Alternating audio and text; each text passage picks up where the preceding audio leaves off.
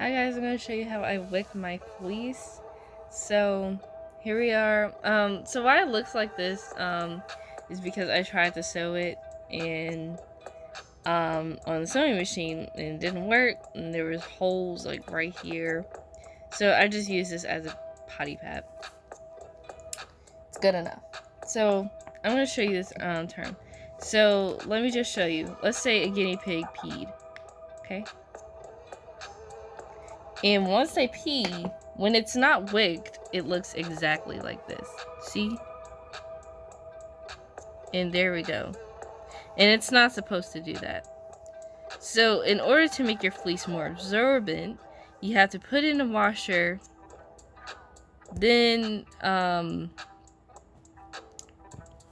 I'll just show you. So I'm going to put all the pee pads that I kind of stitched and threaded in my blanket in the previous video that I've made, and just show you how I do it. So let's go. So I'm going to use this bag to put all my fleece in. This is just a bag where I wash the guinea pig liners that are clean, or just to wick them, I should say. So you can just buy this bag on Amazon or something like that. And yeah, I'm just going to check on the guinea pigs. Oh my gosh! Hi, sweeties! Hi, mommies! I want you. I see someone's butt. Is that Pumpkin? Plum! And that's Lolly and Lila. You can't really see their eyes. Well, I see your eyeball, Miss Toffee. I know it's you, Miss Toffee. Yeah, hi! Hi, mommies! Hi! So here they are in this bag. I put all the fleece and the potty pads there. Detergent, you want to use hypoallergenic detergent. You don't want to use something so strong as like Tide or anything like that, because it can damage the guinea pig's respiratory system. So I'm just gonna pour it a little in here. Oh my gosh. It's hard to do this with one hand.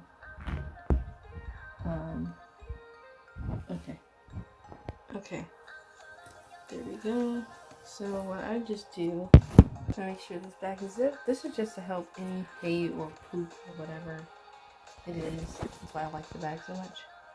So it's optional to put vinegar in there, but I'm not gonna do that.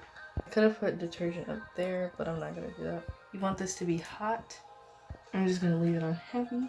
I'm gonna put it on deep water wash and extra rinse. Turn off fabric softener. And I'm gonna start the washer. So after these are done, I'm going to dry them and do the process again. So once they're fully dry, I'm not gonna put them in a dryer.